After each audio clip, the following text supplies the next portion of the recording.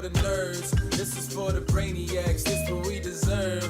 Go ahead and play it back. You ain't gonna touch me. You not gonna do nothing. You are not above me. I bet you wish you was me. I know it, I know.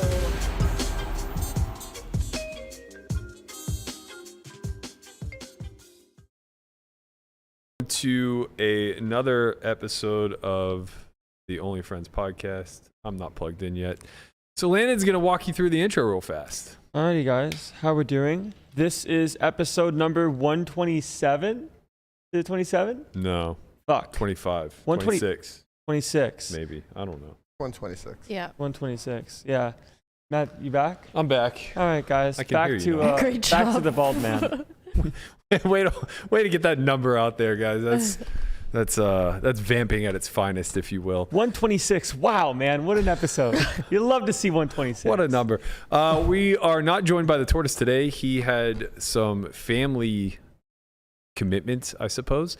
But instead, we got our good friend Andre back. He's finally here from the where, store. Where were you? Where weren't you? He is went the to better buy question. milk. You went to buy milk. Where were you all this time? I was in Cyprus? North Cyprus. Did you guys know that Cyprus is separated? There's the Greece side No. and there's the Turkey side. I did not know Educate us. One side, they buy and sell everything in euros. The other one, it's Turkish lira. How big geographically is this place? It's not that big. I think like coast to coast, north to south is maybe like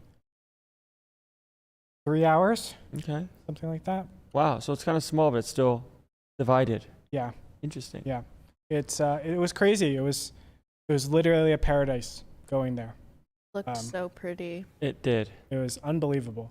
How long are you there for? Felt like an eternity, but I think it was like 20 days. But you're back. You came back to us. I came back to you guys. You always come back. I pretty soon that that intro, it's just gonna have Guapo's face on top of mine. Mm. Wow. You're just bailing? Well, I mean, with how often I show up compared to Guapo. Well, I mean, he has to be here every day. He's actually in the role that you were supposed to be in. Yeah. The man behind the mask. Correct. You know.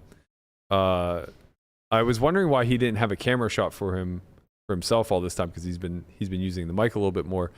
And yesterday I was doing another podcast afterwards, so I needed the webcam, and I'm looking everywhere for it. And I was like, well, it's definitely not on Guapo's desk because he never cuts to himself. But then I was like, well, I don't have it, so let me go over there and look. And I'm like scouring everywhere. It's just on the floor. I'm like, oh, I guess he didn't even know he had a webcam. So here we are. We got a lot of stuff to get to today. We are going to be discussing cheating, finally outside of our realm in the chess industry. We have a few things to button up from yesterday's discussion regarding the lodge and the robbery that took place in their parking lot. Mm-hmm. But before we get to all of that, I want to remind you guys that we do have a new membership program now. Whoa. We don't want that. We don't want to hear that. Okay. We do have a new membership program for all of you guys who are loyalists. Big shout out to everybody who's already signed up. See some of you in the chat. You get a nice green little tag. You're able to use these fun emotes that Melissa has created for us. I gotta change the solve for Y thing because I have a dark mode on and I can't see it. So I'll change. I'll change the your black one? guys' Okay. badge. All right, we're gonna get your badges. Badges. Don't Man. need no stinking badges. We'll get the badges taken care of. But yeah, you do get a cool badge every month that you're a member. That badge changes in color to denote your loyalty to us. There are also other perks to being a member right now. You get early access to new uploads. So we are gonna have the Only Friends Poker Out Loud videos, I guess. I don't know what season. We'll call it a season. Sorta. I just lost my brain for a second. Yeah, we're gonna have a Poker Out Loud version of Only Friends playing. There's gonna be a season of that. We'll give you guys early access to those uploads. Also member shout outs in the chat, of course. We'll also be doing some member only live streams coming up in the near future. As well as a discount code for either merch or Sell4YTV membership once a month. So usually like the first of every month, we will announce a discount code on the community tab. So if you guys aren't already, go ahead, hit that join button below. Also, Landon and I are going to be doing a monthly mastermind today for the Solve for Why community. Yes, we are. This is free to access on our Discord channel. You can go ahead and hit hashtag Discord in the chat or highlight that QR code in the graphic. That'll take you to our Discord community. It's going to be live at 6 p.m. Pacific today. We are going to be going over some of the highlight hands from the Live at the Bike stream this past Friday. Most of them won't involve me. Some actually do. Sure, but I flop the nuts a lot. You either flopped the nuts, you either rivered the nuts, you either turned the nuts in the hands that I've seen so far. Yeah. It's just been like, oh, he has a... It's interesting from the opponent's perspective because your perspective is you get a good price to draw to the nuts or you already have it, so you just call. Yeah. Like you're always just calling. You're just calling because you have it, you know? What can you do? In position with the nuts. Yeah, it's a good feeling. Poker's very easy when that happens. How long has it been since that's happened? On a live stream. On a live stream? You know when? Actually, that's not even true. I kind of had the fight, but the Hustler Live when I won like $500,000 in 2 days. I had good hands. Yeah. Not tough to play. No. And but that somehow got me adorned as the GOAT. Yeah, the toughest live stream player in the world. Can't get seats anymore. Listen, man, I'll say it once, I'll say it 1,000 times. You're bad. Yeah. You're fucking terrible. Stink. We need you back in these games to donate. I stink. This guy absolutely stinks. This guy will not keep all the money that you just won. Yeah, look, I cold called a 3-bet twice in that session. Like, that's not approved. You also 5-bet king queen off. Yeah, 5-bet king queen off. Guys, get me in there. Punter. This is not tortoise approved. Absolutely by any not. stretch. No Absolutely way. not. I was letting you know in Twitch, people were like, "Oh man, Berkey's really scary." They were like, "Don't give away information to Berkey." I was like, "Berkeley is so bad." Don't give information. You put the L in there. I put the L in there. That's what makes you great. Yeah, that's important. Put the L in there. Put the Berkeley, Max Berkey. or Turkey. Right, yeah. Or turkey jerky. Yeah, we've heard it all here. You know, this is not new to me. Speaking of stinks, did any of you guys happen to catch that Sunday night game between the Broncos and the Niners? I heard it was a battle of the punters. So the punters combined for 780 punt yards between the two of them. A lot of yards. Wow. To give you some perspective, like a high scoring game, that might be the total yardage that you see between two teams. Maybe. On offense. No, they were punting that much. So they were really getting after it. But there were a lot of memes going around about Russel Wilson, obviously, because he signed like a $250 million contract and has, I think, 2 touchdowns this season. Yeah. So he's not exactly out there killing it. No. No, he's not. But oh no. The dogs are here. Uh-oh. I don't know what got Scout's goat. Scout. Rudy. She's the worst. Scout, come. Sorry, guys. Man, this is brutal. They've been fine all morning. And now here we are. I wish you guys could see the scene. The little one that started all of this is my dog Scout. And she's very nimble. So she has no problem getting around on steps. We have like a loft set up here with metal stairs and things of that nature. She has no problem getting around. She just darts down the stairs, no problem, right? Melissa's dog, Rudy, a little bit older, a little bit bigger, he goes to go down the stairs and he just pancakes. Did he? Oh. He's just like scurrying to find his footing. Poor guy. Oh man. Like a platypus. I don't know what just caused that. I guess the neighbors are slamming doors or some shit. Moving, I think. Oh, that makes sense. That does make some sense. The dogs are here because we're hopeful to sell my house today. But you know, we all understand wishful thinking when we see it. Yeah. So anyway, the memes that are going around about Russell Wilson are there's been a lot of like when he came out onto the field pregame for warm-ups.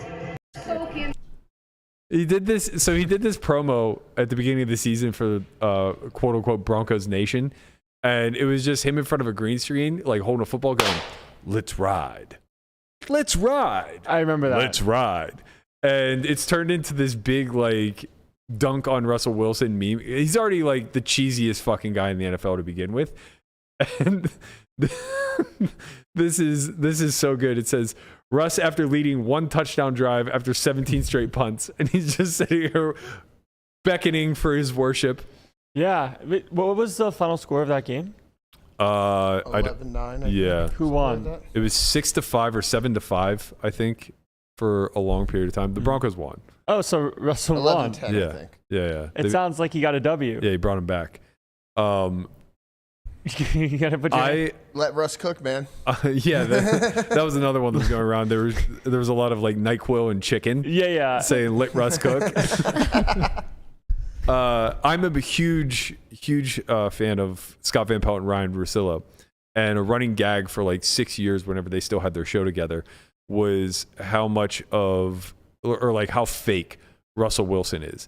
And they had stories that would like date back to college, like when he was at NC State. He was playing both baseball and football, and he was like the first man off the bench in baseball. But they said, like, you know, talking to his teammates, and there were all these stories that surfaced that he acted like he was the captain of the squad, in spite of the fact that, like, you know, he had like maybe 15 at bats all year or whatever the case may be. And apparently, like, that's just been his persona as it's carried into the NFL, is that he's like this fugazi leader that nobody really wants to follow, and he's this cheesy, always has a like line or, you know, diplomatic way of phrasing things. Kind of reminds me of A-Rod, actually. The more I watched, I don't know if you guys saw The Captain, is that the name of it? Whatever, the thing about Jeter on ESPN. They spend like 3 episodes combing through the relationship between A-Rod and Jeter coming up, because they're like really close. And it's just apparent that A-Rod's a piece of shit. Just like through and through. This guy sucks so bad. And on like multiple occasions, he was being interviewed because Jeter had won like, you know, 3 or 4 World Series in the first 5 or 6 years of his career. But A-Rod was like clearly the superstar shortstop between the two. They came up in the same year and everything. And all of A-Rod's interviews would just be like, you know, what do you think of Derek and the Yankees and them winning and stuff like that? And he just couldn't take it. He just couldn't take the shine being spread in any capacity. And it was always just something along the lines of like, well, you know, he doesn't even have to lead that team. Like, he's surrounded by so much talent, and, you know, wow, it's super shade because shady. Like, right. Because like we all know Jeter to be the captain. Yeah. Right. Like that's literally his moniker. And like nobody ever thinks of A-Rod as like somebody you look to in the clubhouse to lead the troops. So my mom's read was right. My mom was an avid Yankees fan. We had our whole basement painted with pinstripes and had memorabilia everywhere. And so hold on, walk me through this. Yeah. The walls are white with navy pinstripes. Yes. That's hideous. She went like nuts. Like that is hideous. she bought all this memorabilia on eBay, and she was obsessed with Jeter, and she used to say like, A-Rod he's a cheater, but Jeter is a good man. But I think they both probably cheat. I don't think, honestly. A-Rod didn't cheat. No, not at baseball. On their A-Rod didn't on their cheat? significant others. Oh, I thought baseball. No. I'm sorry, not A-Rod. Jeter. Right. Oh, yeah. On their I don't know. So Jeter's like happily married with kids and has been for like 15 years or something. She was so in love with Jeter. His wife is beautiful, but you would disapprove. Why? Because he was like 34, 36 maybe. She was like 16. She was like 22. There's like a 14 or 15 year age gap. You know. I mean, my parents were 14 years apart. Yeah. I think it's more common in modern times. It takes a longer time for guys to figure shit out. Yeah. You know? We're train wrecks in our 20s. Landon can attest. You know me. Massive fucking train wreck. What are you doing with this mic right now? I don't know. I'm trying to keep it out of your. I'm trying to keep it out of your shot, man. I'm thinking of you. I appreciate that, but I'm thinking. I'm like, you know what? Let me not put the mic all the way over here so it's in your shot. Well, I'm gonna put the mic where it can stay close to me, and I have to be kind of trapped in the corner because I'm here. Yeah, you trapped. can't get into his. You know. Where can I go? Exactly. Look, when I move my hand, my hand sometimes goes into his shot. You see the camera, right? I'm just trying to help you. But you see the camera, right? Yeah. Okay, you can pretty comfortably see the angle. No, when I sit in that seat, I feel the same way, and I can feel my double chin bunching up because I'm like trying not to get in your shot. You don't have to be like, if you cut to my shot, you don't have to be so mindful. Look, Go ahead and push the mic. Yeah, but now look at my hand. Yeah, but I talk, I elaborate. There's my hand. My Okay, finger. well, you know. I'm just, you know what, Matt? I'm just looking out for you. I'm just trying to be your friend, you know? Fight, kiss. I'm just trying. Fight, I'm kiss. just trying to be your friend, Matt. You know, I don't need to be your friend. You want me to be your friend? That's okay. Man, oh man, oh man. Jesus Christ! I just try to be your friend. He's like, why are you? What's up with the microphone? Well, what's up with you? I'm just trying to be your friend. Look, don't take it out on me because you got a little bit lambasted before the show started about your hiking endeavors. Don't worry about that. That's exciting. Is it? I know I'm gonna leave you guys very soon. Yeah. But I still love you. When's your last show? Friday? Yeah. I'm gonna go to LA Friday. I have to go to the embassy, get my passport renewed. Man, is it already almost October? It is. It is. Saturday, I think. The heck it happened 1st. this year. Spooky season. A lot of stuff happened this year. Big, a good year. It has been a good year. Good motivational year, yeah. A lot of eggs. A lot of eggs. Are we gonna have a Halloween episode? Oh, of course. We talked about this Can we yesterday. have a Halloween party? I talked about that mean- with Renell actually. Sure. Here or at the house? House. The house. Okay. Sure. If we still have it, hopefully. Yeah. I'm not doing anything though. I'm just showing up. Okay. So you guys have to go. I You honestly, have to dress up though. I've always wanted to do like a haunted house in the backyard, or like a haunted backyard type thing. We'll hire people to, Well, okay. to haunt everyone. Yeah, everybody's so fucking rich these days. It's Must be how nice. much does it cost on Craigslist, or we could find someone from chat to dress up and haunt people at the party. I don't think we want to find someone from chat I'm to gonna haunt find people. someone on You're gonna Craigslist. get stabbed with a used syringe, dude. We're already getting cased by this fucking guy who catfished my house. Like, I'll vet them. wait, Me why? and Conrad will vet them. That scares Why me is it- more. this? Why is it that attractive women are so prone to going to Craigslist for the shadiest shit? I actually have never like used Craigslist for. I've like browsed it, Sure. but I've never. I know women who have gotten roommates from there though. It's insane. I hear this all the time. Like a girl will be like, "Yeah, I'm looking for a roommate. I just put up a Craigslist post." I'm like, "Are you psychotic?" Yeah, no, you can't do that. Guys, Trump 2026 in the chat just said he'll come. Oh, okay. They'll Well, to haunt people. I've never felt more safe. We're looking for haunters. Any haunters in the chat? I'll just be there in my red towel. He said he's only gonna come haunt me. Of course. That's good. gonna be your costume. Your costume is gonna be me. Yeah. Yeah. The towel. How Okay. many guys in red towels will there be? Too many. Actually, maybe I'll dress up as the pussy trophy. It's just the red towel party. Everyone Yeah. has to walk around in red towels. Uh-huh. No, I don't like that. That is the theme. I'm kind of into it. I still got a month before that party starts, man. You gotta get to peak shape. Yeah. We'll see when you get back. Hopefully all that fish and chips doesn't go to your hips, big Do you guy. think I'm gonna eat that bullshit? I'm just gonna make more eggs. Fish and chips is banging. You better have Yeah. one. I'm not having a fish or a Come chip. on, man. Have Fish one is nice. fish from the fish and chips. I'm not having a fish or a Have chip. one half of a fish from the fish and chips. You already have just dates lined fucking up. ruined the empanada. He literally He took takes the fucking filling cracked it open and just licks the inside. And then he has the bread. And I'm like, Landon, can I have that Yo, bread? lay off. He's like, yeah. Don't worry about me, man. I get mine. Lay off, my Don't worry man. about me, man. He's over here practicing. He's got a big London trip coming Don't worry up. about me. Yo, chill out, dude. Don't worry about me, man. I'll be Practicing alright. the pocket lick. I'll be Man, crazy. Yo, this is. It's going to get real weird whenever you see him just like finger blasting the empanada. Dude, come on. Some couth, if you will. What are we doing here? Kuth left after episode 12. Yeah. Oh, man. All right. We have some... Jesus I Christ. can't stand all of you sometimes. You shouldn't have read the James Joyce. It really went down Dude, from there. that's so crazy, huh? You read one James Joyce thing, yeah, life you're just changes. smutty for Life life. just changes. The Fire Nation attacked after you read the James Joyce. That's true. Yeah. It was just 3 minutes of fire emoji, fire emoji, fire emoji in the chat. Yeah, banger, banger, banger. All right, so I want to recap a little bit of the Poker Masters.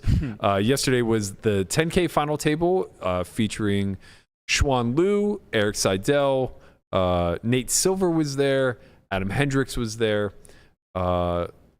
Victoria was there. I'm not going to do her last name justice. Lipschitz? Yeah, I would have went with Lipschitz, so that's good. Sure. Because there's Pretty obviously close. no P. And then Sure. Ed Sebesta. I do not know him, Yeah, me neither. but shout out to Ed. He was in there. Congratulations, Ed. Yeah, I'm sure. He made it. Yeah, he made it. You made it. So, in order of bust outs, I think Ed went 6th, Seidel went 5th. Schwan actually busted Seidel, bad beating him. Ace 5 versus Jacks. Ace 6 off versus Ace Jacks. 6 off versus Jacks. Victoria finished 4th. Schwan ended up finishing 3rd. And then we had an epic heads-up battle where Nate Silver really snuck one through here on my man Hendrix. And I'm astonished to see this hand play out the way that it did. Silver loves his deuces. Will it come in here? King of spades. Yeah, now 4 to a flush on board as Silver has bloated this thing to 2.55 million, and he's going to jam. And what an uncomfortable spot this is suddenly. As played, we tend to want to remove the ace of spades from Silver's range. Whether it was suited, which we block if we're Hendrix, or whether it was standalone, which would likely want to deposit more chips pre-flop. Queen of spades, is the 10 of spades playing like this? Is the 9 of spades playing like this? It's a paired board, and you think those hands would be a little bit more conservative.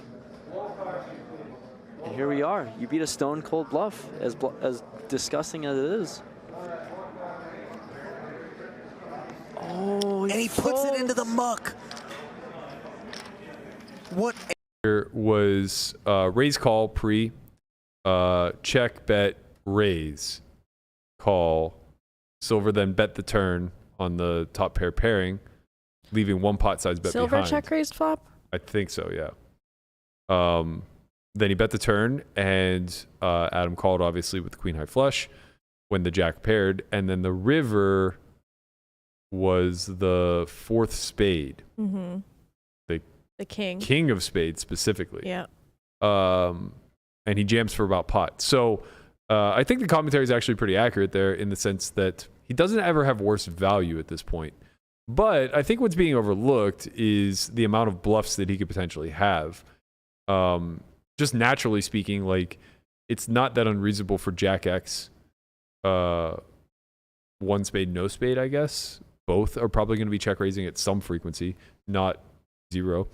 As well as like some bottom pairs like what we saw that will be more Some 10 queen high, 10 high. Yeah, like more part of the bluff range.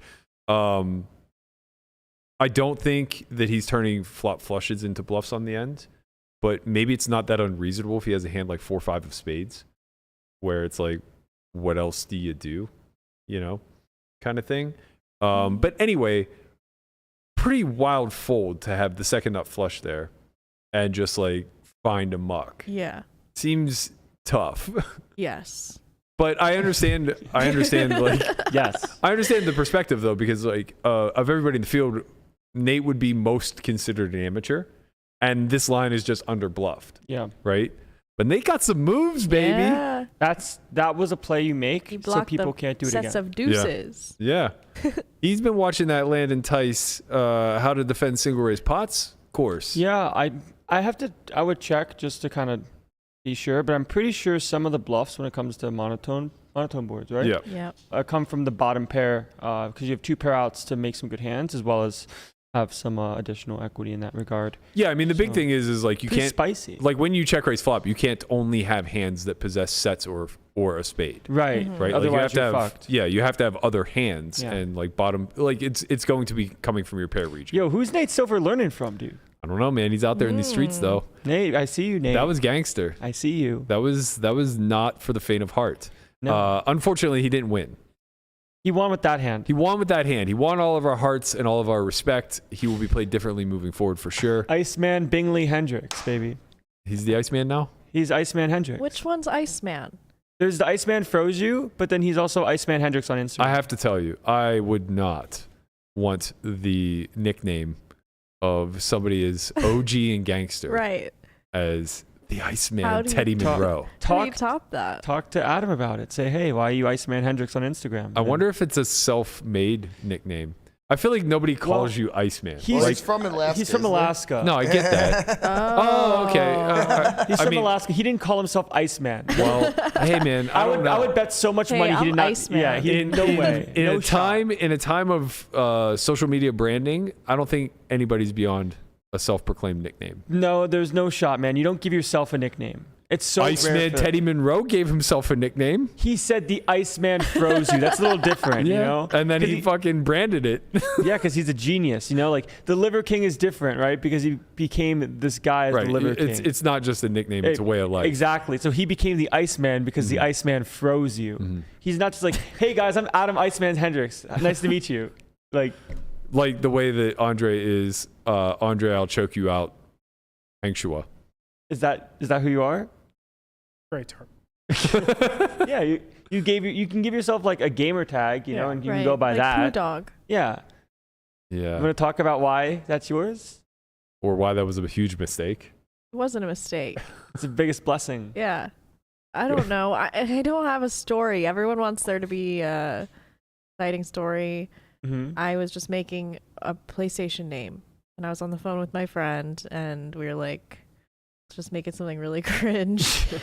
And then I couldn't use the word poop, and I couldn't use the word diarrhea, and I couldn't use a lot of other words. Mm-hmm. So I had to go with poo. Okay. It's going to be brutal when you're like 32 and in desperate need of a rebrand. And you just can't shake the poo dog. Why would I need to rebrand? Yeah, I don't know. I personally love the dog being spelled D-A-W-G. Yeah, that was like I really... Yeah. You've made it your own. I've wanted to just use my name, and actually there is somebody on Twitter that has my name handle, but she hasn't been active since 2014. She may have died. So I don't know how to contact her or take her name. Yeah. And my name is the exact number of characters that Twitter will allow. So Melissa I can't Schubert? add, an underscore or anything. Right. So you can't. That's very unlucky. Gotta Damn. get this. Everyone tweet at her. Tell her I want her name. But if she's no longer She around, might be not with us anymore. right? R.I.P. Rest in Melissa peace. Schubert. Maybe you can send an email to Twitter support and say this account's been inactive for a long time. Have you tried? No. Maybe I'll try. Maybe you can say like, hey, Maybe you could just send them and say, hey, I'm more important than this woman. Can I please have her that her definitely tag? ain't it. That's not it. No. That's not how you do it. I don't, You just like, just hey, throwing it out there. can you see if this account's still in use and is it possible to Take collect that Take its username? name. Yeah, get yourself verified, get a check mark. Sure. So speaking of your name in a public place, you did a little commentary for Party Poker yesterday. I was like, oh shit. Well, your actual name, not the poo Yeah. dog. You did a little commentary for Party yesterday. You have another gig today? Yes, the main event, Party Poker's Millions main event. It is 400K for first, and we're coming back to the final table On a Tuesday? On a Tuesday. Did this run on Sunday, I'm guessing? And this is like a day 2 or day 3? 3-day Okay, thing, okay. I think. Man, what a world we live in where there are 3-day online events. Back in my day, you just started grinding at 10 a.m. and you went to bed at 10 a.m. the next day if you were lucky enough to be 100,000-aire. Got Adrian Mateos in there. Of course. Prebz. Okay. Some other. They're in the mix? They're in the mix. Who are you doing commentary with? Henry and James Dempsey. Oh, the best. Mm-hmm. Just the best. I've got the nice So soothing British. voices in my ears. They Very, really, very calming. very, Yeah. very much so. What that voice inflection that they use does though, and it's a little bit subtle, but you got to pay attention, is they just sneak zingers in. Yes. Very deadpan, unassuming. They never fly by me. Oh, okay. You're right there I'm to getting catch it. zinged all day. Yeah. You don't want to be the comedic relief. You gotta turn it around on them. Yeah. I don't mind. Yeah, that's fair. That's fair. They're nice chaps. Yeah. If you will. All right. So before we get into the Magnus Carlsen accusations of Hans, I want to talk a little bit about the lodge yesterday. Andre and Melissa weren't here, so happy to hear their insights or opinions on this type of setup. But also, Doug reached out to me, and he wanted to clear a few things up. We disagree on a lot of things, I think, but there were some actual factual things that were true maybe in the past and are not now, or are going to be changing in the future. And I wanted to clarify that. So first and foremost, they do facilitate wires. When I was contacted to play the big game there, I can't remember who it is that sets up their live stream shows, but at that point they were in the process of trying to get this to go, but it wasn't a thing yet. And I think he offered me like the ability to exchange crypto, but it wasn't actually commercially offered to their clientele. So they don't offer crypto. They do offer wires now. They do have boxes, as we mentioned yesterday, and they do have a private room for you to cash in, cash out, as well as access that box. So that all that stuff, as far as like player safety goes, they're checking those boxes, and that's up to the clientele to utilize or not. Doug also confirmed that they do not hire individual security guards. They do go through a service. So it's kind of ironic because like these suggestions I was making yesterday, I wasn't making them off of the knowledge that anybody was doing them. And it seems like Doug is along the same lines of thinking, in the sense that he is doing these things. So that does bring a little bit a sense of comfort in the fact that they take security seriously, at least. He said that in the future they are working on getting a closed set built for the stream, which I obviously think is very good for the reasons I stated yesterday, and that they're also working at implementing valet. He was very adamant about those points, which I think are great because they are big steps in the right direction. He was basically saying like all of his local clientele knows that, and me stating that they don't have these things is kind of unfair. But I don't think what is going to happen matters in reflection to what is currently in place, right? Like, you know, if somebody's unhappy with a service that I provide, and the thing that they gripe about, I say, oh, don't worry, that's coming in the future. That doesn't really ease their concern in the moment, right? So though some of these safety protocols will be corrected moving forward, there are still concerns. And again, I wasn't exactly just pointing out the lodge yesterday either, right? Like this is all of Texas poker. This extends through Houston and San Antonio and Dallas to some degree, as well as like, you know, other small pop-up shops that I imagine are throughout the state of Texas, all over the place. It's the barrier of entry is very low to start these things. The amount of oversight is also incredibly low, and it basically comes down to the players having to police and give business to those who are doing the most or being the most active in looking out for their best interest and the security. You know, I kind of stand by a lot of the points that I made, in the sense that Texas is a far cry from regulated rooms that we see in casinos, both from a safety standpoint and from a security standpoint, right? And I want to be clear that those two things are different, right? There's a difference between being robbed and being cheated. There's a difference between, you know, having access to a game where the likelihood of either is relatively low versus the likelihood of one being low and the likelihood of the other being probable, things of that nature, right? We're not that far removed from home game settings.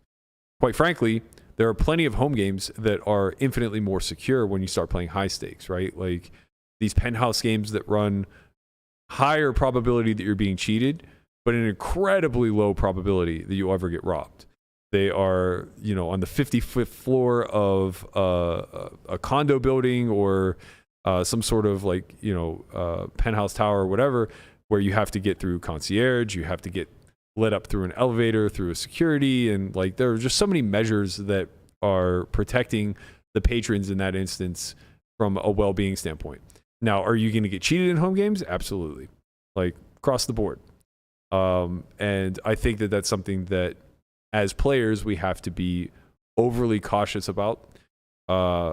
What's becoming abundantly clear to me now is, and this was true basically from the pandemic, is that as poker matures and as public games go more private, or the ones that do exist publicly continually increase rake and continually decrease the amount of quote unquote fun money at the table. What ends up happening is people who want to make a living for this career path start to become a lot more lax in the things that used to be like overly scrutinized. In 2010, you didn't put yourself at risk. You didn't need to. You literally go to any casino and get the biggest game in the room and it would be soft, right? So you didn't have to go to some mansion where you're probably being cheated and you might be robbed. You didn't have to do all of these things, right? But as the market matures, we actually see like a regression from the security standpoint when it comes to the player, right? We're having to jump through more hoops in order to get good games. And that becomes a little bit problematic because where there is opportunity, there are going to be people who take advantage of said opportunity. I want to be abundantly clear again. This isn't targeted at the lodge. The only reason we even mentioned the lodge is because the incident happened in that parking lot. This is much more reflective of private game culture, whether you're talking about home games in general or you're talking about games being run in a storefront that are open to the public, but don't offer the same level of regulation and security that you would get in a casino. All of that stuff. It leads to these issues. And as players, we have to recognize that sometimes it's better to sacrifice a little bit of bottom line in order to ensure a lower risk of ruin. And that risk of ruin doesn't always have to come from variance in the game. You get your bankroll stolen out of your pocket, you're pretty much fucked. Yeah. There's no real recovery from that. Having not been here, do you guys have anything you want to say about this? Not really. My brother got robbed outside of Red Rock. Really? Yeah. Like a couple of years ago. Was he? Sorry. Instead of me asking a question, just like walk me through like what was he doing? He was playing cash there and walking out, and some guys robbed him at knife point. Yeah. I think that. Wow. Was he playing big or no? No, he was playing like 1-2. Yeah. Yeah, unfortunately, like you just become a pretty easy mark because you have pocket change. He wears designer clothes and stuff. Yeah. I think that's why. Yeah. Not to be victim blamey. No. No, and I kind of went out of my way to not say anything about Yo Chan yesterday, but like he was obviously negligent in walking out with 30,000. Right. Like there's a lot of risk that's assumed whenever you choose to do that. Yeah. We kind of talked about that yesterday, right? Of being a little bit more proactive and understanding what is the best option as to how to handle large sums of money. And obviously it's not his fault, so to speak, right? But there are definitely things you can do as an individual that are in your control to allow the minimum to happen. Yeah. I feel the worst for people like your brother and anybody else like who's grinding relatively low stakes, because you're never going to have enough money on you that it's worth going through the extra security of like getting a box. Yeah, it was like $800. Right. Yeah. Right. But that's like a big score for somebody who's willing to just like hold you up at knife point. Yeah. So yeah, I think like the easy solution is valet. There's always valet. Yeah. It's an extra $5 to $10. And it's nice. They pull your car up for you. Yeah. Pamper yourself, and it's safer. Yeah. I've definitely recently been in a lot of spots where I choose not to valet because it's too slow. Like if I'm playing a big tournament at the Win, I don't valet because it's so goddamn slow afterwards. But I also have nothing on me. So I know that like I don't have anything to lose from a material standpoint. But what I forget is that like the person who's willing to rob me might not know that. Right? Like because I'm a higher profile poker player who's just like walking out of the Win to the parking garage into an expensive car. It's like they might, see your Instagram story. Like that's been a thing that's happened to rappers lately. Is like they'll be kind of scouted from stories. Yeah. And then they'll show up at that location. So that's another thing. I mean, poker players are always showing where they're playing, how much is in front of them. Like these things are sort of should be lingering in the back of your mind. Yeah, delaying when you put up those posts is worth a lot, I think. I used to do that when I played Ivy's Room. I would wait until either later in the night after the session had ended or like after, like maybe the next day. Yeah, I learned at the main event, I will not show, I didn't think it would be a big deal if like, I'm like showing my registration slip on my story. It's like an exciting thing, my first main event. I didn't think to blank out the seat and table. And there was like a guy who was waiting there That's for me. so fucking creepy. And he was standing there, and I was texting Landon the whole time because Landon was like a few tables over, and I'm like, this guy is like watching me. Like he was like standing behind me the whole time and was like making comments and stuff. And he like I walked in, and he was like, oh, like table 42, seat 7, right? And he like walked me to and I was like, you work here? Like, what is this guy? Because he just saw, he's like, oh, I follow you. I was like, yeah, he does. Yeah.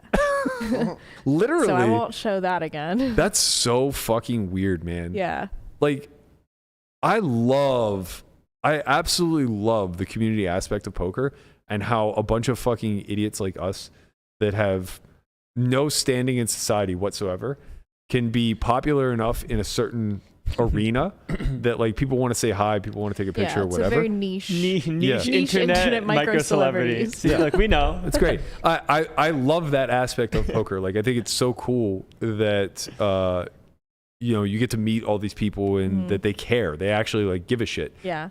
But there's a subfraction of humanity that's so fucking weird. Yes. Like so fucking weird. They do things that like would just never in a million years would never occur to cross you. my mind. No. So like how can you even prepare for something like that, right? Yeah. It's just like I tweeted a picture of my seat draw and a fucking guy was there. Yeah. What? Yeah. And then I'm like walking to break and I'm like, he's like, great job. He's like watching the whole time, standing there. I feel like this is only something that happens to females because I'm certain, like, I don't remember specifically, but as you're telling the story, like, it's kind of hitting me in a way where it's like, okay, I've dealt with something similar. Yeah.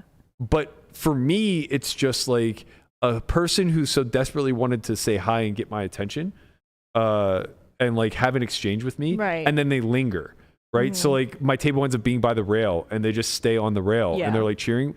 But like for me, there is some sort of dissonance there where like I think of it the way that I would think of if I went to the ballpark early for batting practice. Right. And I was able to like, you know, give Kutch a pound. And then I'm also sitting front row and I'm like watching him take BP and I'm watching him and you know, it's like, yeah, come on, man, let's go. You know, like that person's like, now they're like on your team. Yeah. And like, it's also not weird because it's like, okay, well, there's also 20,000 other fans here that are doing the same thing. Yeah. And I think of it that way in this scenario where it's like, it got a little bit too personal because we broke that barrier and like I said hi and you kind of hung around. But also, I'm sure you're viewing it through that same lens as I am when I'm a baseball fan. Sure, yeah. For you though, I don't think waiting. Yeah, I don't think that's the case. No. Because like whenever it becomes a male-female dynamic like that, and it's like that super creepy like Joe from You type of behavior. Well, yeah, and you don't know, and like women, you know, we grow up with getting warnings from like our moms or women around us. Like you learn to be very weary of stranger men, and especially ones with vans. Yeah, and you just, and you know, we watch true crime. We're very aware of the danger that's present when there's like somebody you don't know who's very interested in you. Right. So I was like, Landon, walk with me at break. Like, of course. I was like, yeah, I'll be right there. Give me a second. But like, you know, little part of you, like 1% of you, kind of wants to be a true crime story. No, like there's a little part of you that's just like, this guy's gonna wear my skin like a coat. No, but I would like to be like adjacent. Oh, okay, sure. No. What I does don't that want to. mean? I don't want to be the victim in the story. That's such she wants it to happen to us. I know what us. these guys do. You know, I'd like to be the hero in the story. I'll save you guys from the rapist or whatever. Yeah, that'd be it's great. Probably a lot worse that you're Asian too. I don't know. I don't have like hard stats for this, but I remember in it's called the AAA, Asian American Association for College. It was the men were half white people. Oh no. And it was just, we called them Asian predators. Yeah, there's a lot of fetishists. Yeah. And it does not help your case at all being Asian. Yeah. I mean, I don't know. It was very odd. And then he messaged me of course he DM'd me on Instagram after that and was like, great watching you today. Right. He had like 20,000 followers, just all car photos. So weird. Like, this is bizarre. Yeah, so weird. So if you're watching, don't do that again to anybody. That's so odd. Why would you do that? To Andre's point, I can't remember which one of my friends I was speaking to. It's cringe, baby. But she was saying that like when it comes to dating, she spends so much energy and effort not being some white guy's fetish. Yeah. I can't recall off the top of my head who it was, but it's like one of the girls that I'm friends with. She basically says like, yeah, like every single time that I meet a new white guy, I have to like go through these like filters and protocols to make sure that like he's not just fetishizing me, right? Like right out of the gate. It is a weird kind of phenomenon that you see. It's a lot of like white guy fetishizing Asian woman thing. I don't find that I'm like my mom got it a lot, but I don't find that I get it as much as she did because I'm mixed. So some people don't always know, but she definitely got the gut. I have to tell you, I did not ever see it until I moved to Vegas. There's a lot of it here. Yeah, and I think it's twofold. Like, one, there just aren't like there isn't much diversity in the Northeast. Right. Very whitewashed, right? So I don't like whatever fetishizing takes place is usually by like what porn selection guys choose. Yeah. But then second, there's a massive like influx of power and money in Vegas that like you don't really see in the Midwest and in the Northeast in that regard, right? So there's just like this weird collection of people who left wherever it was that they were because they either felt too big for that place or they didn't feel like they were enough and they wanted to start over and whatever. And somehow they find success here. And with that success comes like this desire for subordinates and like it leans heavily into that like Eastern culture, I think, where gender roles are like very clearly defined. Right. I'm basing this off like a handful of people that I've had experiences with where like as people, I'm always looking at them and I'm just like, you're like the prototypical guy who ends up in the military or on the police force because you just were beat up or bullied as a kid and you desperately want authority now. And all of them across the board date not only Asian women, but Asian women who speak English poorly, right? Like they prefer the language barrier. Yes. Right. It's weird. Yeah, it very much is. It's you guys. I think it allows them to be more assertive in public settings. Yeah. Right. Because they speak for them more often now and things of that nature. And it's very cringe. It is cringe because then the funny thing is you see those guys around, you know, actual like masculine men and they shrink. Yeah. They shrink up. Yeah. Very clear. If we ever have Uncle Dan on, one of our one of them? No, one of our roommates though was very much so, and there are so many. Go ahead. I need to go back because you did just say something that's completely crazy. Go on. You said the Northeast is not very diverse. Just because New York City is diverse does not make the Northeast diverse. Yeah, I mean like New England. Yeah, like have you ever been to Martha's Vineyard? Yeah. Cape Cod. Martha's Vineyard, was that 6 miles? Well, okay, fine. It's a small island, but like, you been to the Hamptons? Like, these places aren't that far from New York City. Which is next to Long Yes, which is yes, on Long Conrad. Island. The largest city in America is diverse. You're correct. So Boston's not diverse? It is, but any like not like. metropolitan area is generally diverse. Right, but then outside of that, it's insane. But also, like, Boston's not going to be nearly as diverse as New York. It's correct. Yeah, it's like You're Boston's gonna right be closer there. to You're definitely Pittsburgh. right there. Boston's gonna be closer to Pittsburgh than it is to New York, for sure. When I think New England, I think like Maryland and Maine. You know. Well, they're so far apart. What you're saying is you think of seafood. Yeah. It's like the upper right area. You know. You're thinking Maryland of Maryland's seafood. like borderline south. Yeah, Maryland is. It's the Mason-Dixon line. Yeah. Did he just roll his eyes? Mason-Dixon. Well, he's the true south. That's why. Maryland is Like, more I'm south. You're deep south, but Maryland is more south. Deep south. What is deeper than Florida south? You're not even like we don't even want you, man. You're a part of the Bahamas. Get the fuck out of here. I know. You're Bahamian. Listen, I know nobody wants me anyways. I got it. All right.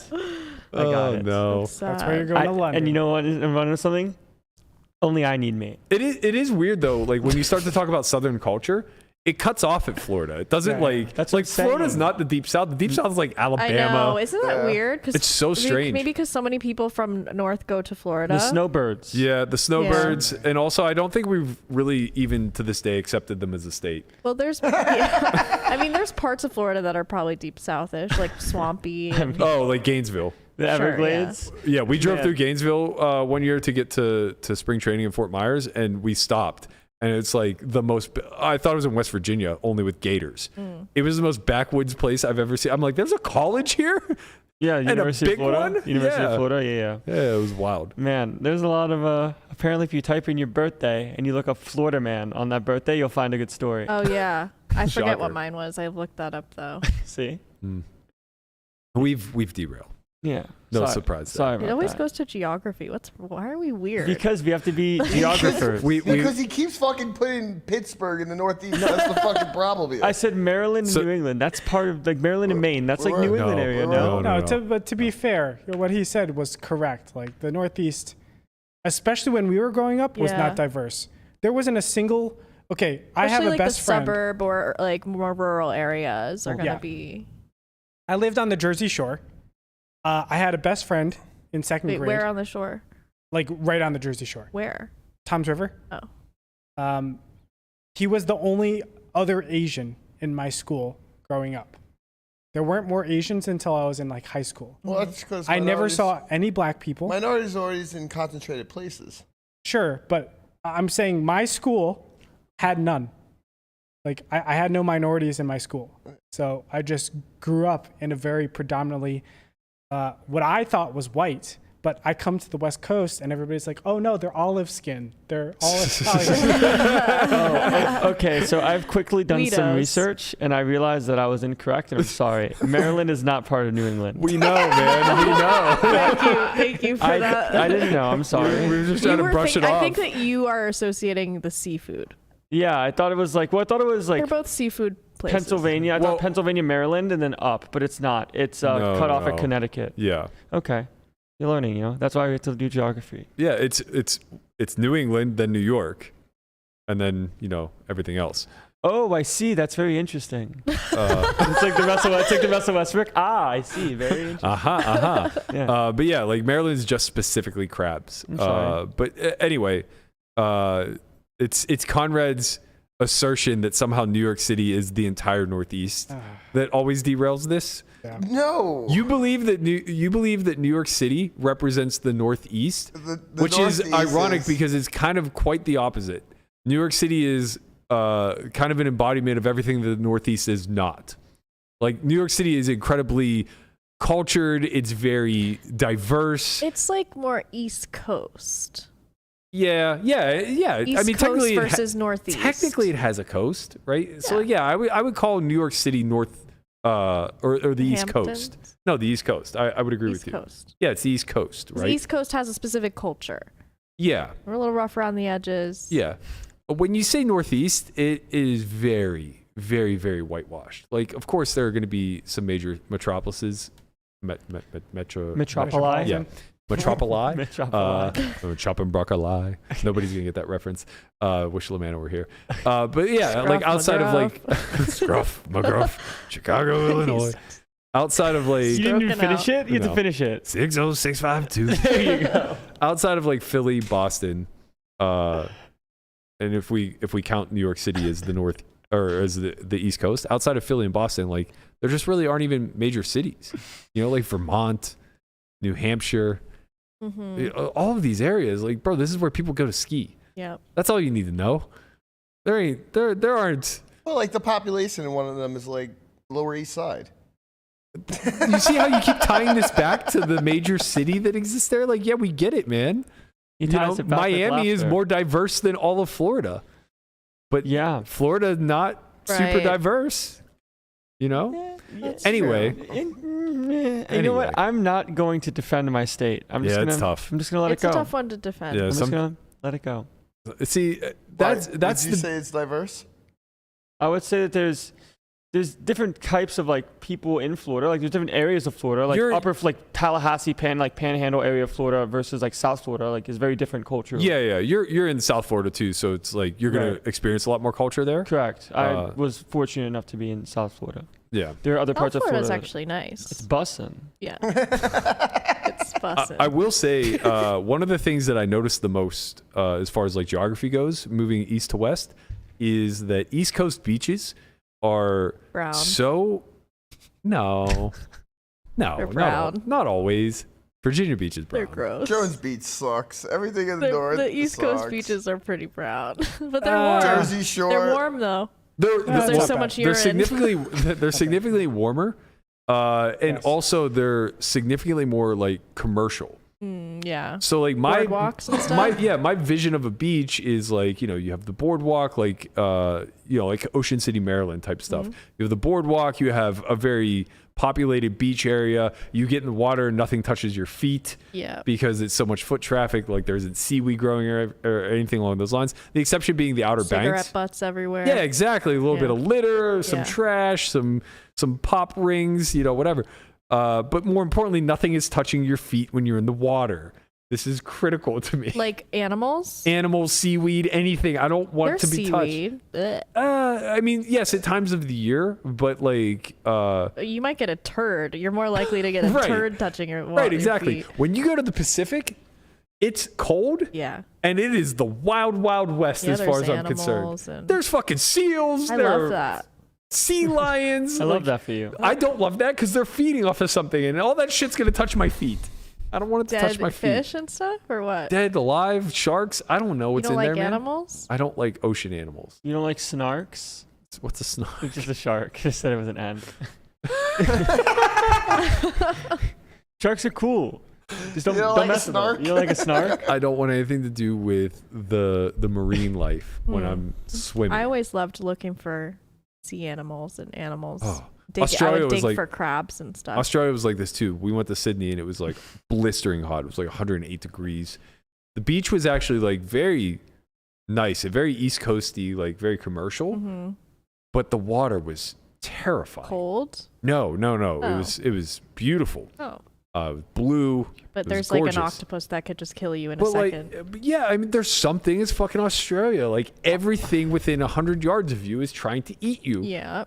And the waves were a little bit more like Aggressive. turbulent. Yeah, it's just like, how do you guys survive? You're literally survival of the fittest at its finest.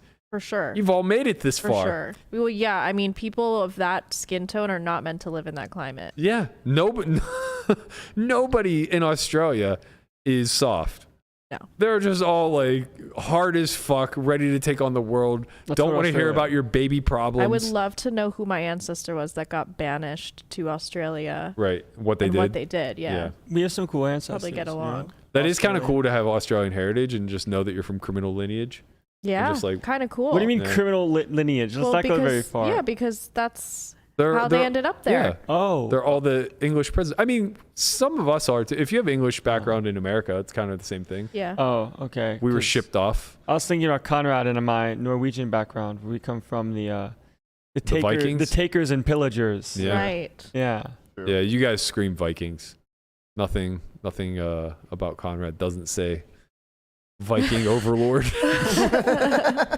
Every day I try to be like my Viking overlord. Sure. We appreciate that about you. All right. Thank you. Let's let's get to some cheating. Let's talk a little bit about this Magnus stuff. We love talking about So cheating. I don't have a full grasp on it, but this has kind of been playing out for the better part of the last few weeks. Yeah. The way that the story initiated was Magnus was playing in, I don't recall. The Sinkfeld Cup. Okay, that was the initial one. Yes. So the Sinkfeld Cup, he made a decision to withdraw after playing Hans Niemann in the third round. And at the time, it was a pretty unprecedented thing. Everybody was obviously ablaze about it. But what made this so particular was not just that he withdrew, but the past history of Hans. So as I understand it, Hans has a history of having cheated online games. I'm not sure what format, whether it was classical or blitz or something in between. I'm very much a chess newbie. Don't have any clue how to play the game at all. I've never I studied think he it. was banned from chess.com. Okay, yeah, which is the equivalent, as far as I understand, as being banned from major operators as an Right. online Right. poker player, right? It's basically like you've been found using RTA. So I think having followed this along for a few weeks, not closely, but loosely, Hans kind of came out and said that he's never cheated over the board, meaning in person. And though Magnus didn't explicitly say he felt Hans was cheating, his withdrawal kind of signified that, right? As best I can tell in the chess world, whether it's because of Magnus's notoriety and public figure or just the culture as a whole, they don't whistleblow the same as us. Right. They don't just come out and say like, fuck you, you're cheating and I got evidence. Yeah. You know, they're a little classier. Yeah, there's a lot more couth, as Landon put it earlier. Yeah. So this has kind of been going on for the last few weeks. And Magnus finally came out and released a statement yesterday. He said at the 2022... Sinkfeld. Wow, I would never have gotten to Sinkfeld, I got to tell you. At the 2022 Sinkfeld Cup, I made the unprecedented professional decision to withdraw from the tournament after my round 3 game against Hans Niemann. A week later during the Champion Chess Tour, I resigned against Hans after playing only one move. I know that my actions have frustrated many in the chess community. I'm frustrated. I want to play chess. I want to continue to play chess at the highest level in the best events. I believe that cheating in chess is a big deal and an existential threat to the game. I also believe that chess organizers and those who care about the sanctity of the game should consider increasing security measures and methods of cheat detection for over-the-board chess. When Niemann was invited last minute to the 2022 Sinkfeld Cup, I strongly considered withdrawing prior to the event. I ultimately chose to play. I believe that Niemann has cheated more and more recently than he has publicly admitted. His over-the-board progress has been unusual, and throughout our game in the Sinkfeld Cup, I had the impression that he wasn't tense or even fully concentrating on the game in critical positions, while outplaying me as black in a way that I think only a handful of players can do. This game contributed to changing my perspective. We must do something about cheating, and for my part going forward, I don't want to play against people that have cheated repeatedly in the past because I don't know what they are capable of doing in the future. There's more that I would like to say. Unfortunately, at this time, I'm limited in what I can say without explicit permission from Niemann to speak openly. So far, I have only been able to speak with my actions, and those actions have stated clearly that I'm not willing to play chess with Niemann. I hope that the truth of this matter comes out, whatever it may be. Sincerely, Magnus Carlsen. So a few things to unpack from here. One, let's just go from bottom up.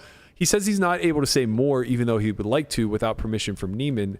That's kind of interesting to me. That makes me believe that there's some sort of threat of defamation here or liability in some capacity that would restrain him from just speaking openly. And again, I'm not sure what sets that precedent, right? If maybe it's just like an utter lack of proof and it's more so hearsay. And maybe he doesn't really want to tarnish his own image at the off chance that he's wrong.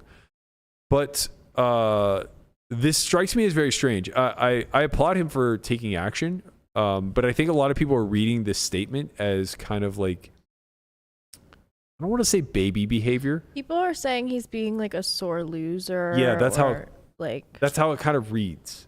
I get that, why they might think that, but he's already proven himself. Like, he's not, Yeah.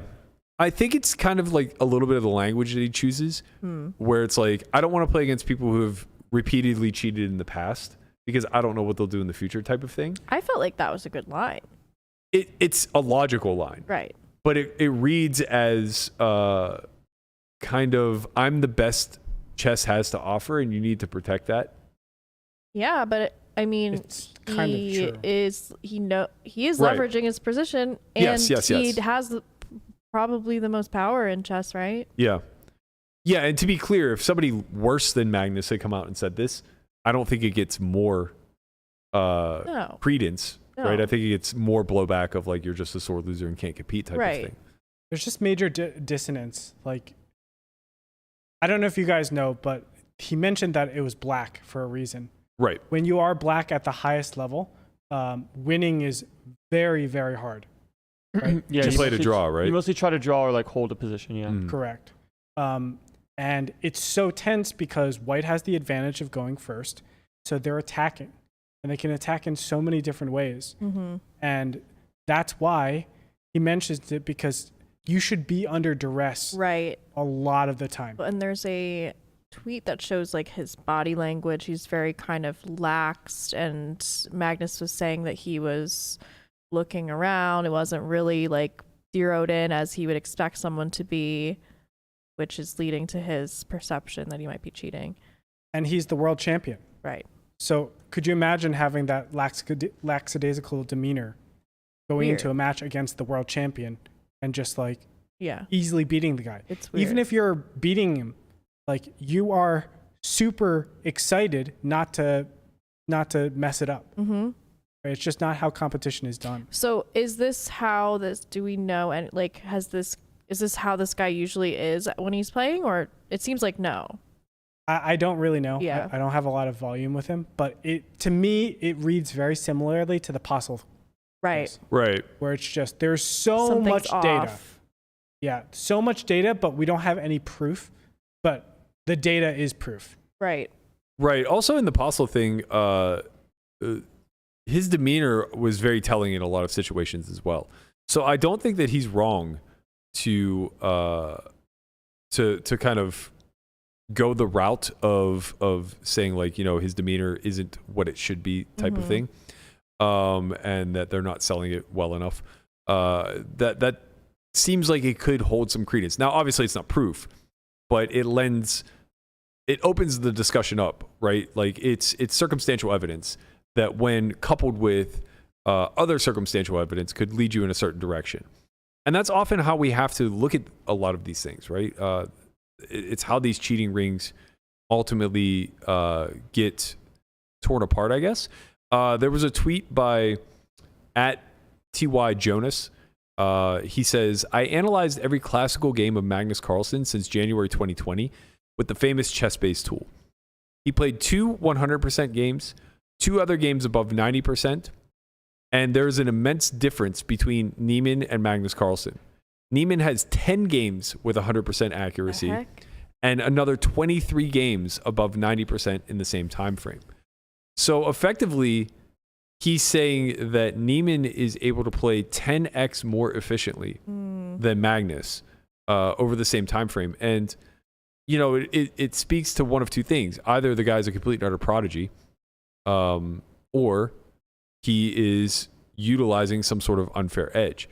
And for me, as an onlooker who has no dog in this fight and doesn't give a shit one way or the other, what would lead me to believe kind of the Occam's razor of this is that something's going on. Yeah. Niemann's cheated in the past. Yeah. And it's really hard to be a prodigy. Right. Those two things aligned with the fact that he's outperforming the world's greatest by 10x just lead me to believe that the most logical conclusion is the one that is true. Plus, he wasn't above cheating in the past. Right. So right. it's like that plus this being such an outlier. And I'm sure if you compare it to other like grandmasters, it would be also a huge difference. Like they're probably all somewhere in the same realm, but his is just like seems non-human, right? Well, I don't know enough about chess to know if it's non-human. Maybe that is attainable. It's not. Yeah. I mean, it seems like it would be easy to divulge. Like the chess engine seems strong enough where you could do some comparative analysis and see if historically anybody has ever been able to compete at this high of a level, or you know how attainable it possibly is. Like we can do that at least to some degree. We can scrutinize play versus GTO and say like this degree of accuracy is just impossible. The only problem with looking at that is Magnus Carlsen has said that he does moves off book purposely to get people out of the main branches. Yeah, like in chess, there's main lines and sidelines. Yeah, so he goes to sidelines a lot because everybody's GM at the main lines, but they're a lot less confident, a lot better when they're like almost freestyling. Yeah. So he'll have much different games than you'll see. He'll Sort of like with poker. Yeah. Yeah. Like some spots you might want to have like a bet 75 or check, but like you bet quarter because you know it's supposed to get raised X amount or whatever. Exactly. Sidelines. But I think there is like mistakes per 100 games or something like that. Yeah. Well, you mean like centi pawns? Like the way that they accurately value a mistake is like a centi pawn. Like how many pawns is this mistake losing? Then it's like every 100 centi pawns equals 1 pawn, and 1 pawn would be like 1 point. So the metric would like of making mistakes is like what degree of error, how many centi pawns is this mistake losing or this sideline losing if someone knows the perfect counter versus making a mistake, which could be very humanly understood as like, oh, this seems like a good move, but it's not.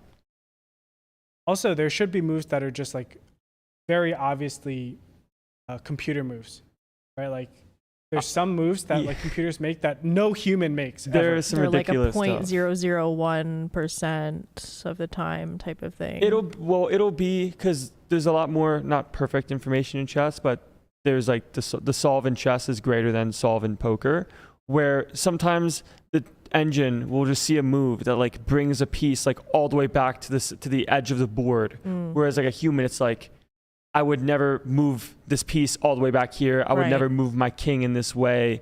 And there's a bunch of stuff that the computer can see like deep into like the nodes of the game tree that humans just can't get to unless it's through an actual insight. Yeah. Like, holy shit, like this has to be the move. Right. Right, which is harder to do as a human than as the machine. And you would probably sort of visibly be having an insight. Maybe. I mean, maybe not, but. Right. It's very hard to play. There's no evidence, though, I guess, is the main thing. That's what it seems like now, right? Besides just this like empirical data of what is. Yeah. Right? Yeah. It sounds like there's a lot more to the story that's not being disclosed, but I would imagine it's also along the lines of hearsay, right?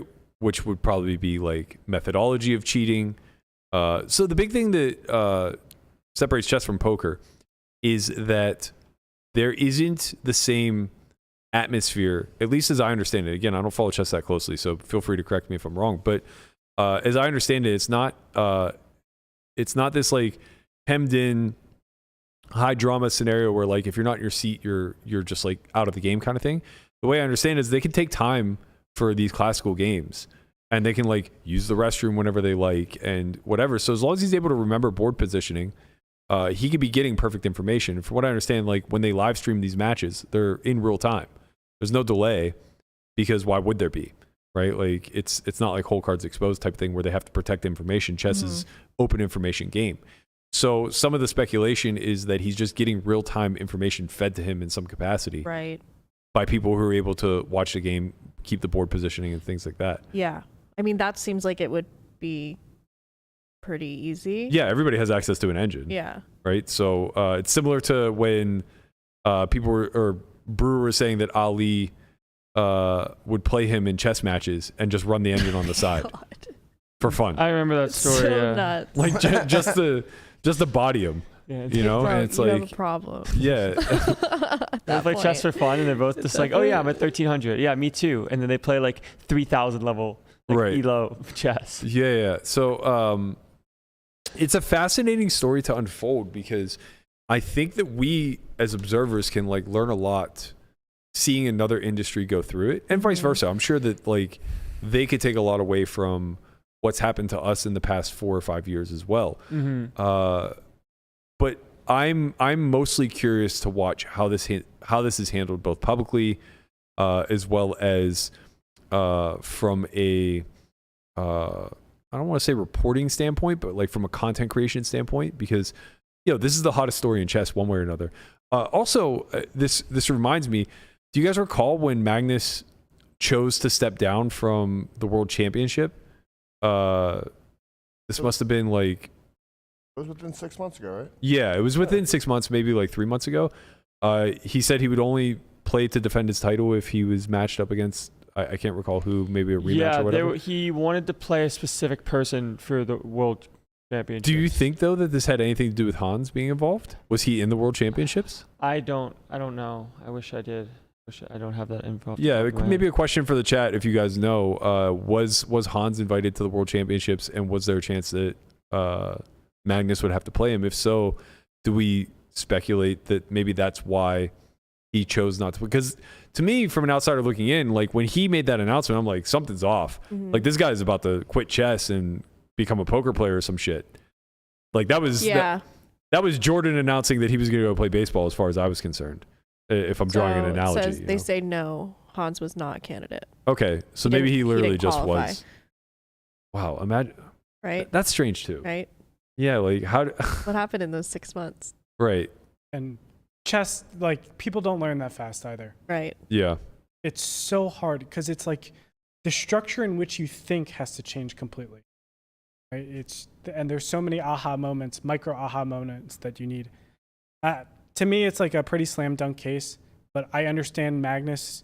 He has all these like parameters that he has to work with, whether it's like, not looking like a bitch, not accusing someone when he actually has no proof, just he has the after evidence, because he doesn't want to be sued for libel or slander or whatever the heck it is. Right. Yeah, there was another, I guess, rumor that Magnus was afraid that information was being leaked from his camp, so he had planned a unique, what did you guys call it? Like sideline move. Yeah. So he planned like a unique sideline open that's just like basically never used. He just like recently learned it or whatever. And he wanted to do it to test to see if Hans would be able to defend, because it's like literally never used. And he opened the game with that, and Hans defended it perfectly. And Hans came out in an interview and said, like, yeah, I just got super lucky. I happened to be studying this defense the day of the match and decided that it was worth looking into further or whatever. And then just, by a miracle, he just has this 1% line like work out for him or whatever. So it seems unclear as to how Magnus feels he's being cheated. It seems like it could be that he just thinks Hans is a straight up cheat and goes through every method possible.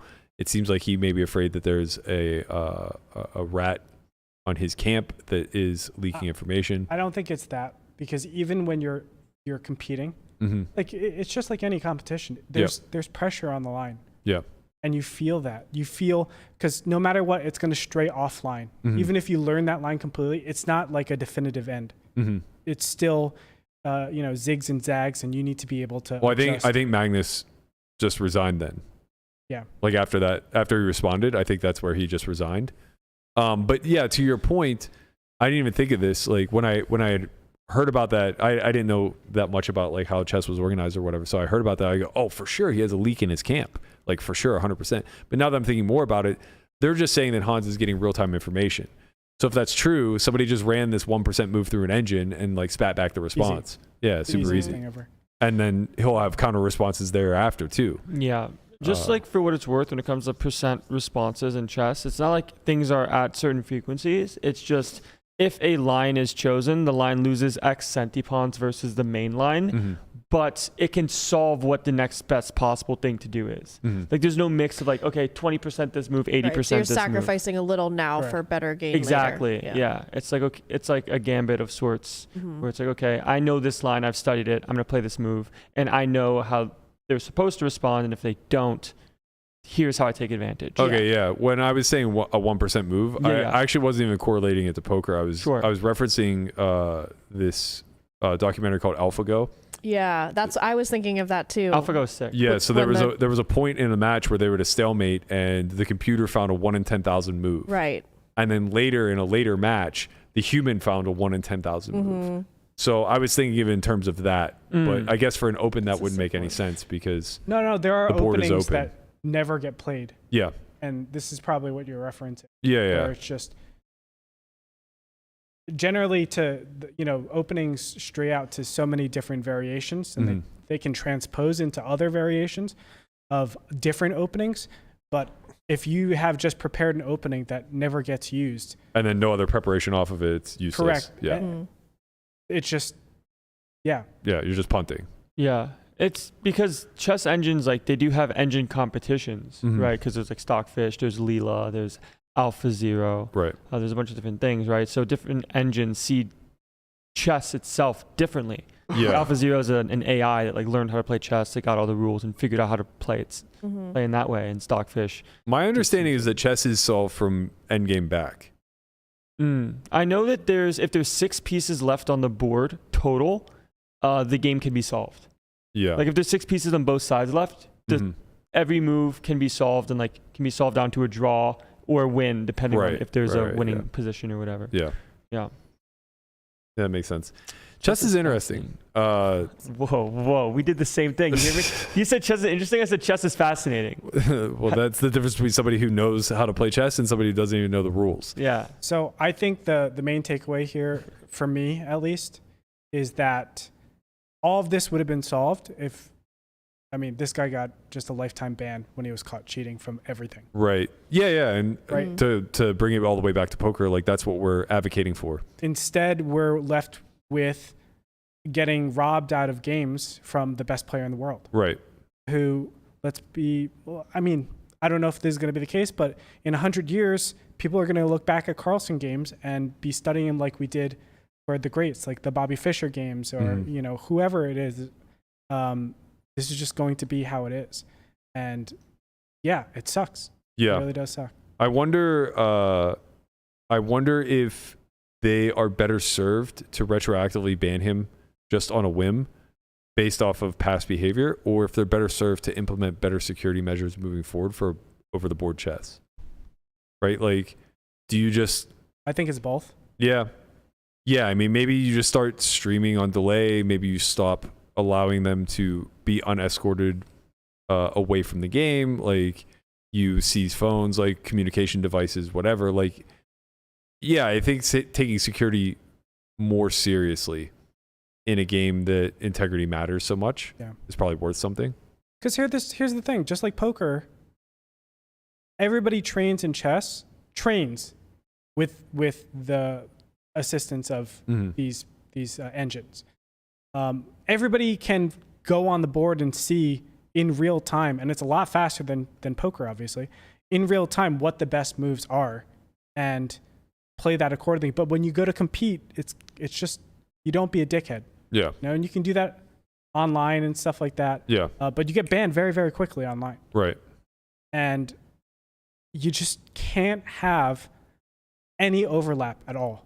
Yeah, like whatever the RTA detection devices they're using for online, it seems like implementing those same security measures to live or those same security standards would just be worth a hell of a lot. And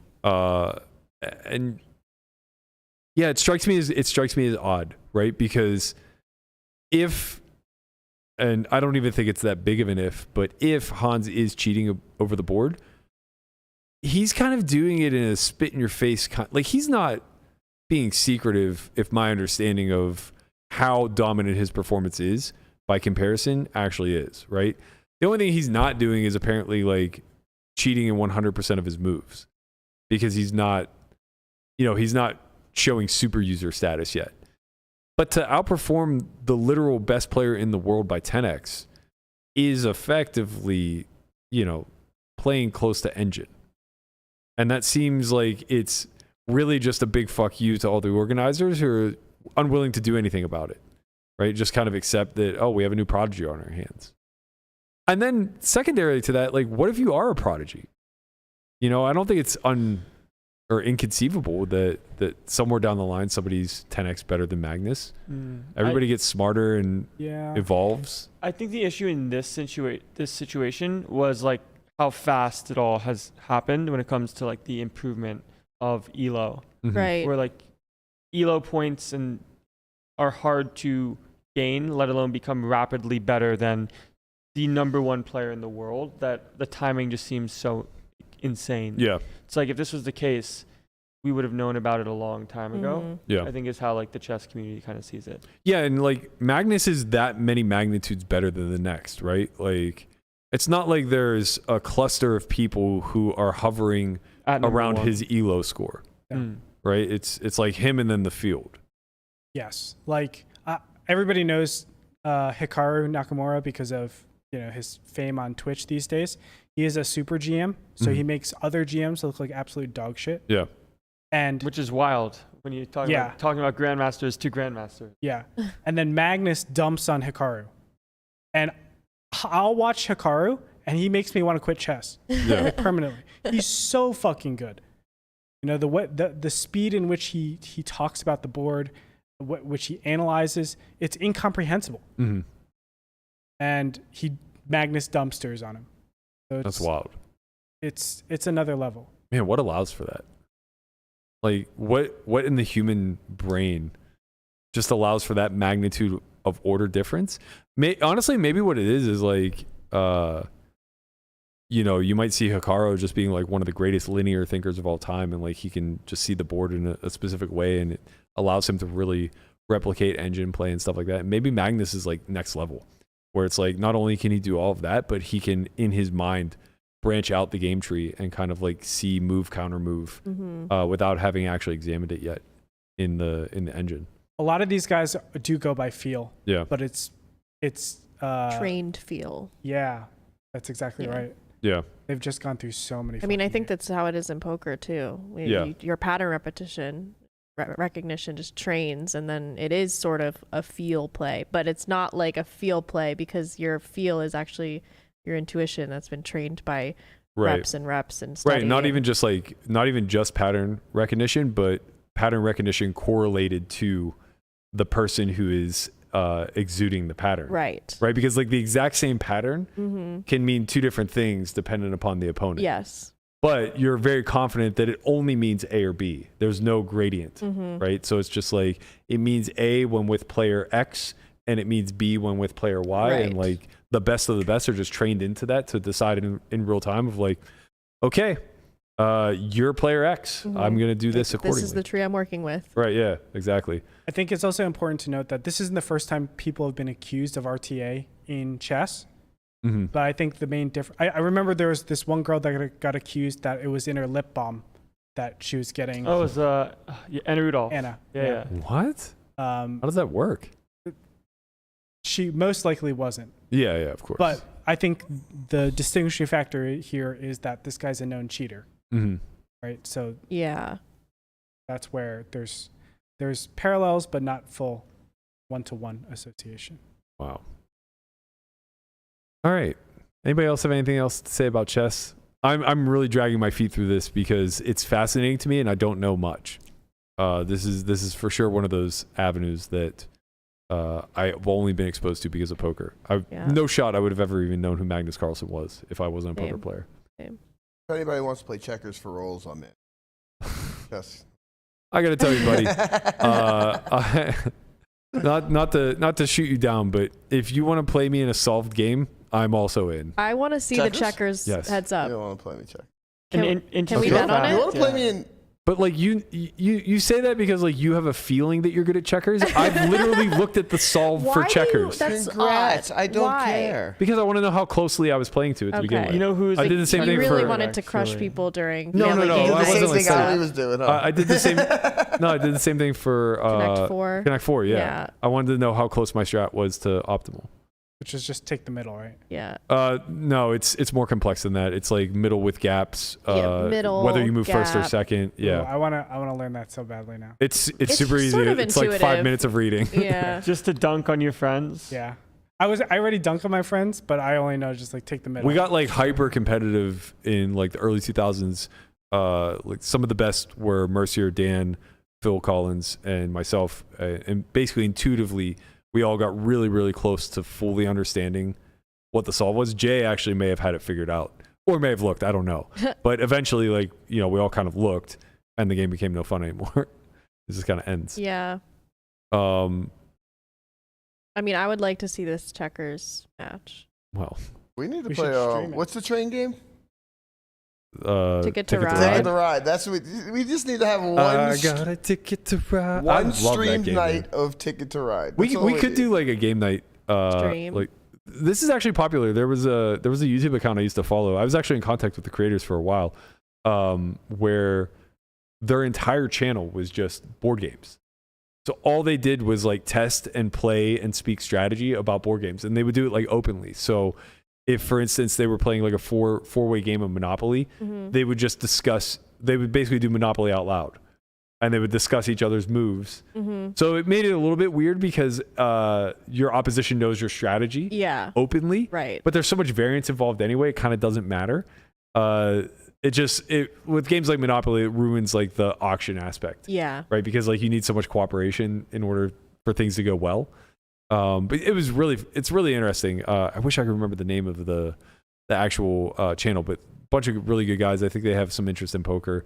I believe they were doing a podcast at one point. That's why we were talking about potentially being a guest. But I I very much enjoy games, especially if there is a strategic element to it, even if it's luck based also, and it hasn't been figured out yet. Yeah. Like Exploding Kittens was so much fucking fun to learn because you're speculating on what optimal strategy is as you're kind of getting into it, and you're never fully right, but you're also often like right about a lot of things.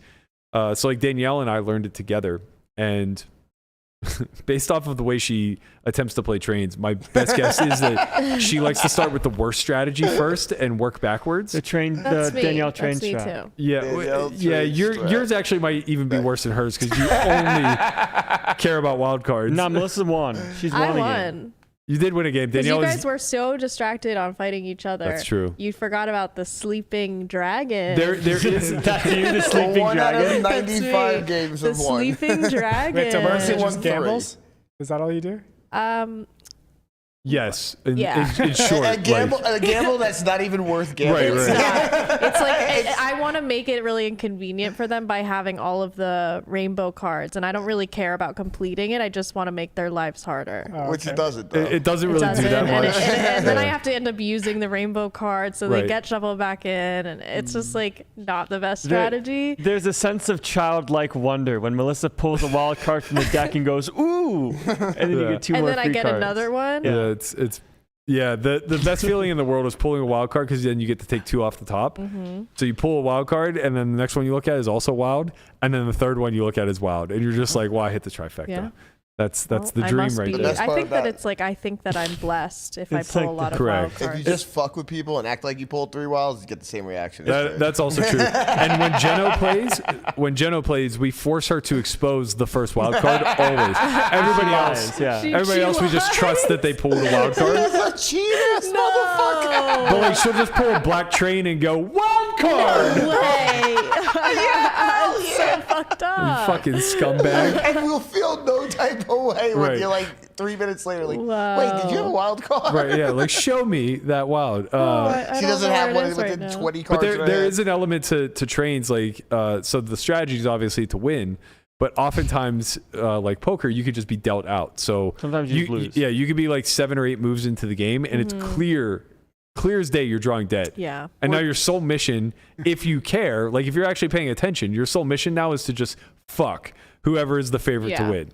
Or and try like, and get the longest or something. Yeah. I mean, you could just like play sheer and utter chaos, but that's There was always one fun to where me. Landon, you're making a line and he just puts a single train in front of yours. You're like, what do you do?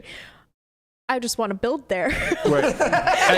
So And sure the you do, natural scumbag. reaction whenever like somebody disrupts you like that, especially if there are ways that like it's literally the only route that you could have taken, and the second they do that, like you're just totally screwed. But like you're looking at them or you're looking at their train, and you can see that, or at least you believe that they have a chance to win themselves, and then out of the blue they just take a move that takes you from being like the favorite to completely out of contention, and your snap response is, "What the fuck are you doing?" I fucking love it so It much. was so fun. It was like also like 5 a.m. Yeah. And then you were like, well, that's like not even like I can just go around. It's not even going to affect me. And he's I don't care. Yeah, there are times that happens where you think you got somebody, but you're not paying close enough attention to the board, and all you made them do is like take one extra turn, and you're just like, "What are you doing, man? Like, He was just really you punting?" mad. He was just really He mad. was so mad. Yeah. He was down bad. You know what? Is this true, Landon? Some parts of it. Yeah, he was mauling I wanted so to- bad. Yeah, I want to win. So I made an investment yesterday. Uh-oh. This is scary. It was a small one. I took a very small piece of Veronica Brill in Max Payne Mondays. How'd that go? That sounds like a good investment. I don't know what the actually. final result was, but what I can tell you, and this is, I've gotten this wrong in the past. Sometimes I've mixed up RFI for VPIP. I'm staring right now at the graphic. VPIP, 12%. Ask for your money back. I need a goddamn refund. Man, Veronica. Oh, man. Now Absolutely the not. upside is I don't know what the results were, but Margot had a 16% VPIP, and I saw that she had tweeted she won like 15K. Yeah, she's like in for 2, out for no. 15. Yeah, so there's a chance that my little knit horse here was able to pull a win. However, I didn't get any celebratory texts this morning either. I think she's hanging out with Nick too much. Nick doubled her VPIP at 24. She was giving him shit for being nitty. I mean, to be fair, like, this is a small game. Nick is rich. He should be VPIPing more than 24. He's still bottom 3 in VPIPs. This is the classic projection, tough. right? This is the classic nitty projection of Yeah. like you're a nit when you're actually playing like 12%. I mean, they're both nits. That's very clear. Beans also, who throws himself out there as like this big wild action guy, 25%. Come on, bro, do better. Sashimi beat him at 26. 25 is kind of surprising for There Beans. is a I feel like clear- he plays like a lot of cards. Not in this lineup. Yeah. There's a clear delineation between the nits and non-nits in this game. Hillary, 42%. Hey. Raisuke, 47. Rusuke, sorry. My man. DK, 48. DGAF, 49. And DJ Washburn, 55. Jesus. So the line of nittiness is sub 42. Yeah. Oh my god. And we have like this gap where it goes from 42 to 26. Like, you can't even get up to 30 is like reasonable, I Right. think, in a loose game Yeah. anyway. So yeah, Sashimi 26, the queen of the nits. She's leading all of her troops with Beans falling in line as the general at 25, Nit Tucci coming right in behind as the captain at 24, and then Margot and Veronica, the soldiers on the front line at 16 and 12. Could you imagine playing a game I would kick somebody out at 12%. and four people are playing 4 times the amount of hands as you? Also, it's like quadruple straddled not most of the time, but like some of the time. So like That counts into your every VPIP. time it's like straddled, restraddled, whatever the case may be, and you're involved in that, you're VPIPing. Right. Yeah. So like of her 12%, she fucking posted the blinds is all she did. 12%? But we got blinded to death. I don't think she played a hand. She lost 5,000. Of course she lost 5,000. How could she not? You get blinded really quickly. Those blinds, they add up. When you buy in for 100 bigs and all you do is pay the blinds for 6 hours, you don't have much left. Veronica, you don't have to take this shit from him. You don't Play him have heads to take. up. You don't call him out. Play him heads up for rolls. Sure. Do what you have to do, Veronica. I'll don't tell have to you take what, this from I'm him. very confident that if somebody plays me heads up and they're VPIPing 12%, I'm going to fucking win. Yeah, that's probably like All your I know is ideal Helmut said you opposition. stink. Of course he said I stink. We all stink. Well, that's another torch. I'm good at that. Christ, man, light it on fire. That's the problem. When you sell pieces, like, I think there's this mentality of like, oh, I want to play so good. I want to make my investors proud. And it's like, know who you're selling to. You light Yeah. this shit on fire. Like, VPIP 50 and dust my 400 quick. I don't want to see the pain for 6 hours. Get in there, man. Yeah. Get in the mix. All right. Image build, you know? Yeah. Yeah. Get an invite back later. Christ. Delusional Berkey. What the fuck do I know? You don't get a second chance to make a first impression. That's true. She's fucking out. Oh, wow. I'm just saying, my VPIP was high 30s. Veronica, just unfollow him from Twitter. I think I was like 38, 39%. We were playing 9-handed. That's I don't know. I called you a nit in chat, so. yeah. Well, fuck you, Nit Berkeley. Nit Berkeley. man. I said your biceps were too big to be good at poker. Yeah. Fucking based. I'll take that. I'll absolutely take that. All right.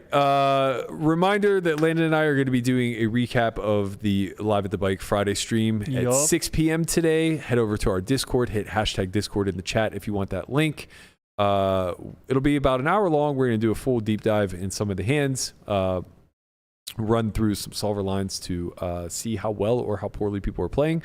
And just kind of tie it all back to some theoretical fundamental principles that everybody can learn from. This mastermind is free if you watch it live in our Discord. Otherwise, you can watch the replay immediately after it ends on solveforwhy.io. Outside of that, I don't have much else to say. We'll be back tomorrow. I believe we are going to be joined by a special guest, Mr. Ram Punts himself. Wow. Ethan will be joining us tomorrow, I hope. Poker master. He is playing a 10K today, so if he final tables, he won't be here. He'll probably just final So table it. yeah, fingers crossed he doesn't make it, but be prepared. Be prepared to be joined by Ethan wearing his fake purple jacket.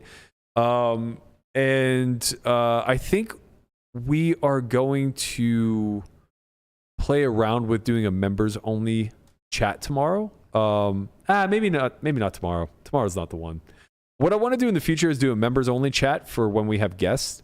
That way we can keep the chat clean and actually take questions and, but like, how thoughtful do we need to be with young Ethan in the chair, Let's let you guys just come in here and throw emotes at him the whole time. It's fine. So we won't do it tomorrow, but in the future, for those of you who do have a membership, stay tuned for that when we have interviews in moving down the line. We're probably going to play with just members only chat and see if that cleanliness works out in our favor. Outside of that, is godliness. That's right. Outside of that, please, as always, like, comment, subscribe. Let us know some questions that you want us to ask Ethan tomorrow whenever he gets here in studio, assuming he doesn't final table this 15K. That's it for us. We'll see you all tomorrow, 1 p.m. Later. Peace.